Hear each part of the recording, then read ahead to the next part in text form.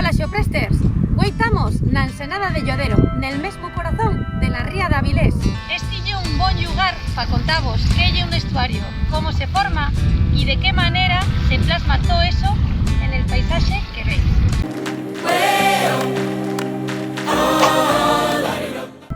Primera cuestión, ¿qué lleva y cómo se forma un estuario como este de la ría de Avilés? A lo largo del Cuaternario, los últimos 2,5 millones de años, el nivel del mar estuvo acumulando continuamente.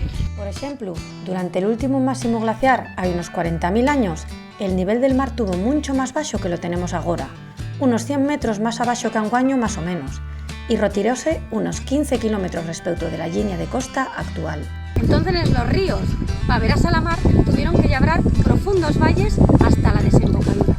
Con la fusión de los hielos, hay unos 7.000 años, todos esos valles quedaron inundados por el agua a la mar. Y así es como se formaron los estuarios, que aquí en Asturias conocemoslos con el nombre de rías o ríes. La ría de Avilés, por tanto, como el resto de ríes en Asturias, es un antiguo valle fluvial, anguaño ocupado por mar. En estos espacios, el agua a la mar améstase con el agua de los ríos, con el agua dulce de los ríos. Normalmente trátase de ríos de cierta envergadura, como sucede, por ejemplo, en el caso del Nalón, que desemboca entre San Esteban y la Arena, o por ejemplo, en el caso del estuario del Navia o el estuario del río Eo. Esos grandes ríos son capaces por sí mismos de generar grandes valles, de erosionar lo suficiente para generar por sí mismos los valles fluviales que luego fueron inundados por mar. Pero en el caso de la ría de Avilés, las cosas van a ser un poco diferentes. Falamos de una ría donde ríos como el Raíces, el Albares, el Arlós, el Tamón, el Tuluergu, el Madalena o el Bioñu, todos ellos de escasa entidad y caudal, aportan la su agua dulce al estuario. Eso sí, esos ríos, más bien pequeñinos en comparanza con los antes nomaos, nunca serían capaces por sí mismos de labrar un valle como este.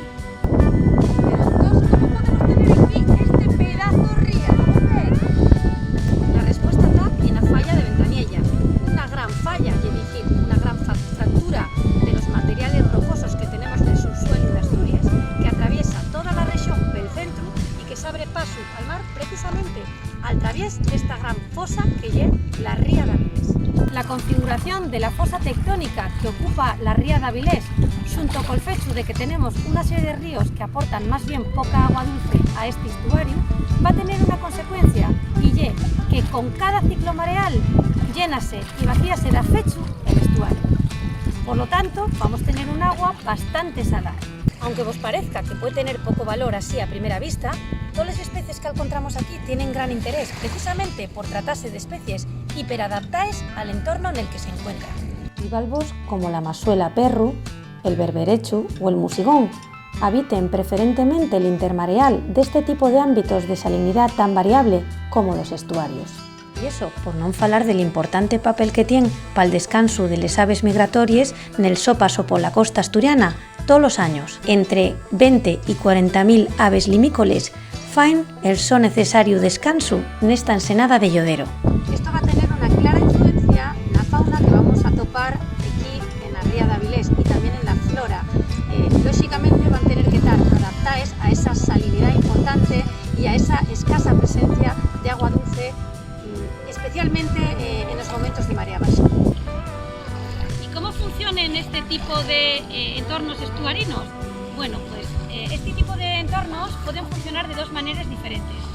En un caso tenemos esos estuarios, esos ríos que funcionen como os contaba en antes, con grandes ríos que desembocan a través de esos valles fluviales, como por ejemplo el caso del Nalón o del Navia, que arramplen con gran cantidad de sedimentos que pushen por ellos hasta la mar. Pero en el caso de la ría de Avilés, donde tenemos unos cuantos ríos, sí, pero que decíamos en antes que no tenían la suficiente entidad, el suficiente caudal, lo que pasa es pues, que no son capaces de sacar todos los sedimentos para afuera y les ríes, como en el caso de la ría de Avilés, actúen en ese sentido como sumideros, atrayendo los sedimentos, atrayendo la arena, trayéndolas para dentro de la ría. ¿Cuál es la consecuencia de esa forma de funcionar? Bueno, pues que la mayor parte de los sistemas estuarinos tienen na so bocana, nel so complexo de desembocadura, que así se llama, la entrada de la ría, donde tenemos el contacto con el mar, el contacto directo con el mar, Normalmente tenemos sistemas dunares, la acumulación de todos esos sedimentos que la ría es capaz de expulsar para el exterior o, algunas veces, como en el caso de la ría de Avilés, de atraer desde el exterior. En el caso de la ría de Avilés, contamos con dos sistemas dunares de interés. Por un lado, justamente en la bocana de la ría, el sistema confinante de dunes que conformen les dunes de Salines y el Espartal. Y dentro de la ría, contamos con el sistema de playa y dunes de Llodero, del que hoy nos encontramos. Y ya para afinar, solamente decimos que les ríes, por ser espacios altamente ocupados por ser humano, fueron profundamente transformados por él. Y la ría de Avilés es un de esos lugares paradigmáticos nese sector. Antaño este foi un de los lugares más interesantes y un de los espacios, desde el punto de vista de los sistemas dunares, más extensos de toda la costa cantábrica. Güey, la ensenada de Llodero, del interior de la ría de Avilés, da testimonio de ese pasado ambiental glorioso. Vémonos pronto, se o preste!